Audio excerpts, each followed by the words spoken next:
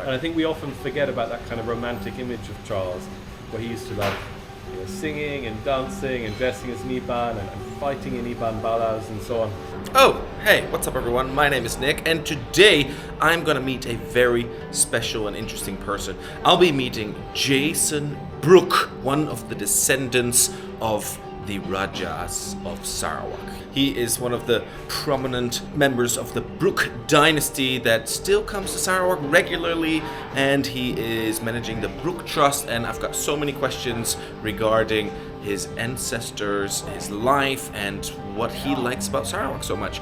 So that's who I'm gonna meet right now. I'm gonna meet Jason Brooke.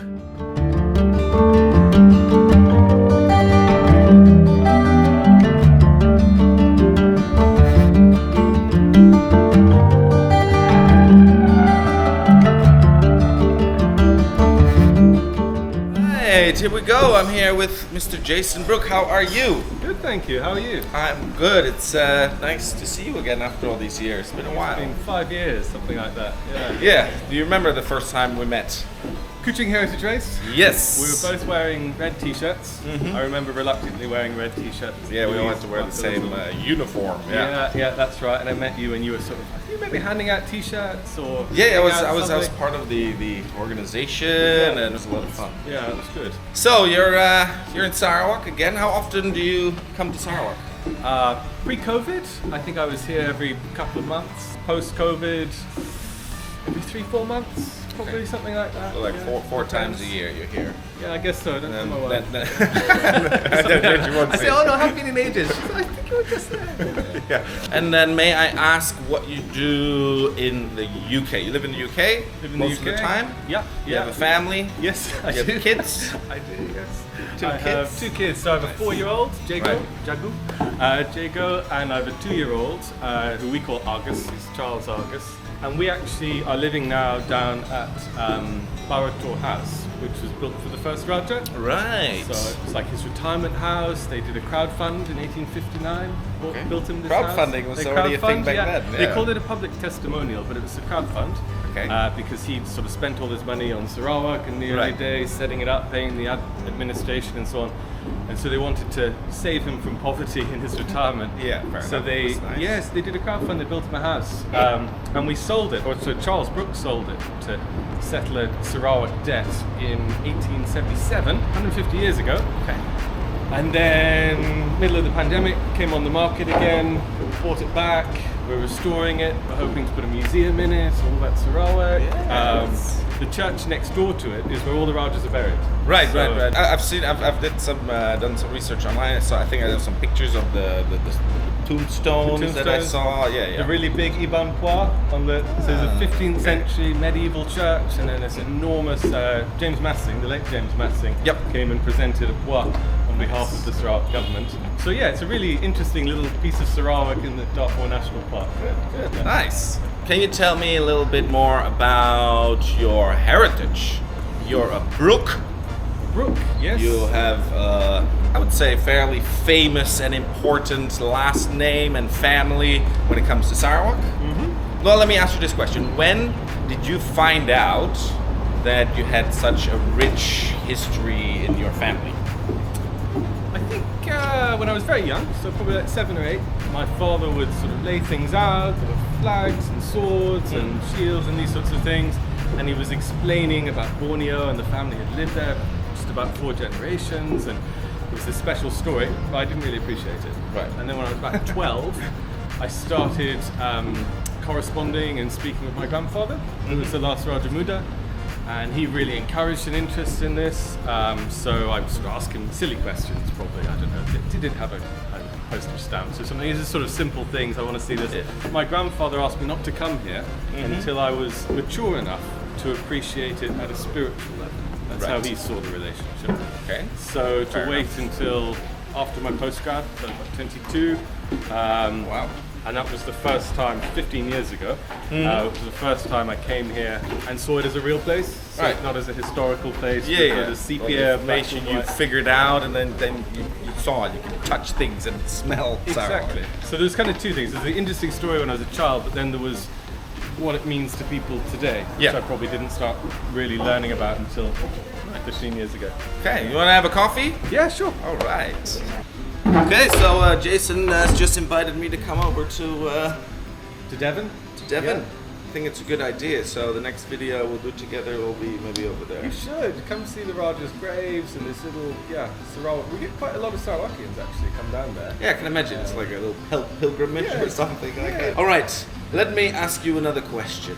So you were 22 when you first came. What were your first impressions? So you had done your research. You've done, you've talked to your family members, your grandfather, your father, and they of course have their stories and everything they shared with you, I can imagine. Yeah. So you had all this information and then you arrived. Like, what were your first impressions from a personal point of view? Maybe not from the Brooke point of view, but from you, like It's first hard. impressions. Yeah. It's hard to separate them, isn't it? Right. So I hadn't been to a tropical country before. So just Okay, arriving, the smell, the air when you come to Kuching Airport, that's a feeling in itself. The Brooke thing took over pretty quickly because I had met a Sarawakian on the flight over, and he was sitting next to me and asking blah blah blah, and I said Brooke and so on. He's like, "Oh my God, I'll take you to eat some durian." And I was like, "Well, Durian, yeah. okay, yeah." And he drove me that night, my first night. Wow. He drove me to Santukong, to Damai, to get the best durian and to see the beach. And I ate durian on the beach, and then he dropped me back to the hotel. It was That's a great first That was my day first in impression. Sarawak, I hadn't yeah. even slept yet. That was my Wow. first impression. And how was the durian? That was also the Durian first was time. good. Yeah, You like it? I You still will like it? Eat anything. Still like it? Yeah. Speaking of durian, I have to ask this question. What's your favorite? What is your favorite Sarawakian food besides durian? I have to ask this because I think people like to know. And I get these questions all the answer time. the Sarawak laksa, right? It's up to you. The Sarawak laksa, of Sarawak course. laksa, yeah. And then kolomi. Very, very fond of kolomi. Yeah. Chape chow. Yeah. All the usual good stuff. All Okay, the good answer. I think it proved. Right. So we just mentioned you live in the UK. You come here 4 times a year, depending on the year. Yep. May I ask you, what do you do in the UK? At the moment, my main focus is restoring the Raja's house that we took on 2021, and we unexpected, it was sort of very last minute, and would this happen, would it not happen, pandemic, etc. We took on the house, and then my wife was 7 months pregnant, and I was running up and down between London, and she's working in London, and she's looking after our first child, our eldest child, who was then 2.5. And we had to make a decision. We said, well, are we living in London, and then I have to sort of abandon this Devon thing for a little bit while we have a kid? Yep. Or do we move to the country and become farmers? And so we very last minute, I think about 6 weeks before the baby was born, we moved to Devon, put on our farmer hats, and we had our child down in Devon. Loved the lifestyle, loved the project. Being able to live within a project, we're sort of living in the history of the project. Yep. It becomes and then- more part of you. You grow in it. And Yeah, it's it yours. seeps into you, and for the kids, right? They're growing up. Oh, In, yeah. They don't even know it yet, but they're in this house that's built, by the Raja. And for them, because it's this pilgrimage spot, we have all these Sarawakians, and they'll come stay with us, and then the kids are exposed to Sarawakian culture, even though I'm not bringing them here at the moment. They haven't been here yet. Have you brought them here yet? No, I haven't. Ah, I'm they're always still very working young as here. well. I'm kind of running around. I'd be no fun. And then they're quite small. So I think when the youngest is 5 or something like this, they might appreciate it a little bit more. What is your relation to the 3 Rajas here that ruled here in Sarawak? How are you related there, or what's the line? Something like that. There's only one line left of Brooks that carry the Brooke name. So you have Charles Brooke, obviously everyone recognises where he came in. He had 2 sons, Bertram and Vina. Yep. Vina had no sons. So Bertram was my great-grandfather. He had a son, Anthony, he was his only son, so he was the only Brooke of that generation. Right. He had an only son, who was my father, who was the only Brooke of that generation. And then he had 2 sons, my brother and myself. When you come to Sarawak, what are the things that you do, that you work on? Like you said, you come here to work. Tell us a bit more. So we often have filming of stuff, because I interview for documentaries and things. We have 2 museums, so we have the Rani Museum and the Brooke Gallery over at Fort Margarita. Yep. And so we have programs attached to those. We have schools programs, we bring in school kids and take them through the history. And then we have 2 new programs here at the moment. We have the Aspire program we're running with young offenders. teaching traditional crafts to young offenders and providing opportunities through that. And then we have a Borneo archive where we're trying to scan to digitize all of our old photographs of Borneo so that people Available can for everyone. make them available for everyone. It's great. Nice. Thanks for sharing. So okay, so do you have any funny anecdotes or funny stories, or maybe a little bits of personal information that you found out about them that the general people of Sarawak might not know, or funny stories or any quirky things that I don't know, like something that we don't generally know about them, because we do whoever knows about them has the history, which is also historical facts, but it also misses maybe the personal aspect, so it's always interesting to learn a bit more about the people they were. I think I think if you want to talk about Raja Charles, I think it's always interesting how people see him as this very austere, kind of British-looking mustachios, sort of. I know you played him in a musical, but sort of quite austere kind of British guy, a country gent sort of character. Right. And I think they sometimes don't see him as a young man living among the Balau Iban around Lingga and the Balau country, and he was fluent in the local languages. He dressed as an Iban. Living he was with them. Fluent in Iban. He was living with the Iban for sort of 10 formative years. He first came here when he was 14 years old. Oh, wow. Right. And I think we often forget about that kind of romantic image of Charles, where he used to love singing and dancing and dressing as an Iban and fighting in Iban Balaus and so on. We forget a bit about Bertram, who's the Tuan Muda. And he was, what I read or what I know a little bit, that he was working very closely together with his brother and sometimes taking over some roles or they representing. Right? And we don't see that so much because the British. This is Bertram and Charles Viner. Exactly, Bertram and Viner. The Raja and the Tuan Muda. Yeah. Charles Brooke, the father, didn't trust Viner so much. He was a little bit more. So he needed someone there to oversee him a little bit, the other brother. So he basically got the two brothers a year apart, and they would, for 30 years, they would rule for 6 months of the year each, and obviously undo each other's, he said that, no, but he said he would do it. So he sometimes gets forgotten about in the story. And then, the women. I mean, we've an exhibition plugging again on the Rani. Yes, I will go visit the Rani, and you should too. About the Rani and about my grandmother, the Rani Muda, who was heavily involved in the Kaumibu, the women's movement through the 1940s. So she came here, and she was the political activist Brooke, who was allowed into the country at this very tense time in Sarawak's history to sort of fight the good fight on behalf of Sarawak. Of the people, yeah. And I think you're talking about your family, and I think what is most interesting and important to mention is they were really here to be here. It's their hearts were here. They really cared about the people. They lived with the people, and I think a lot of people see them as these Europeans that came over, and people might see them as colonists, but they weren't really, but maybe they were really here to live with the Iban, fight with them, fight their fight, and bring them up, the Iban, the Dayak, the Orang, all of them. I think that's sort of questions of identity are really interesting here, right? Multiracial state, at what point does someone of another skin color become a local? Right. How many generations until you become a local? Yeah.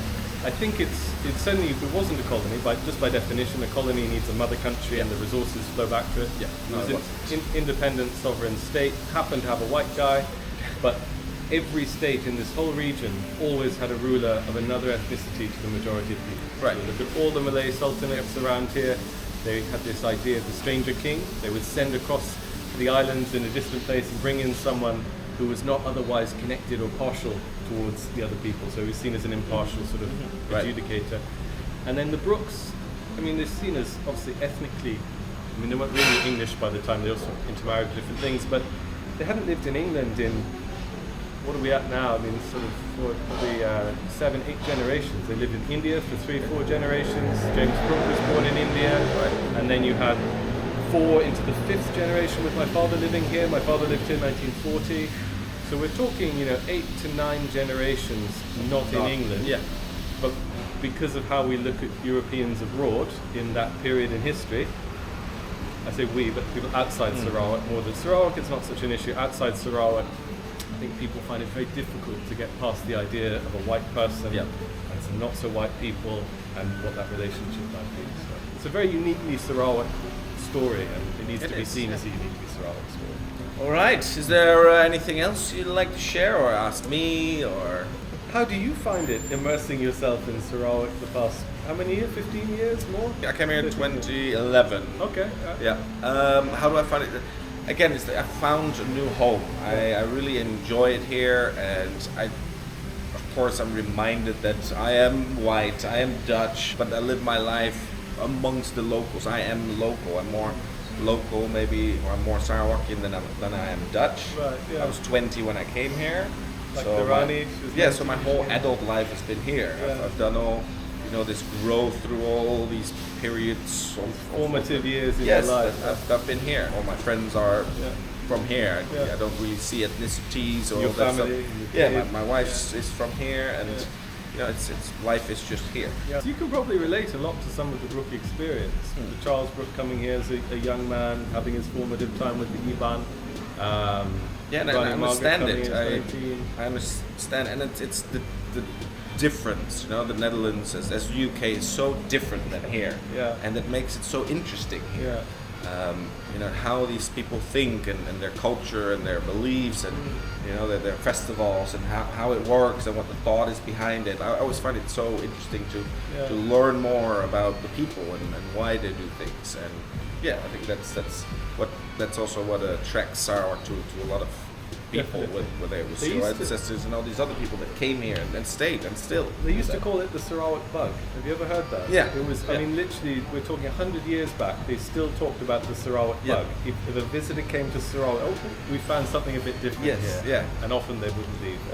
And it still is very different. Like earlier, we were talking about, how Sarawakians are very proud to be Sarawakian, and that is first. Like, being Sarawakian is number one. That's who you are. Yeah, in a really positive way. Yes. It's not an exclusive sort of thing. No, and everyone is welcome. Yeah, exactly.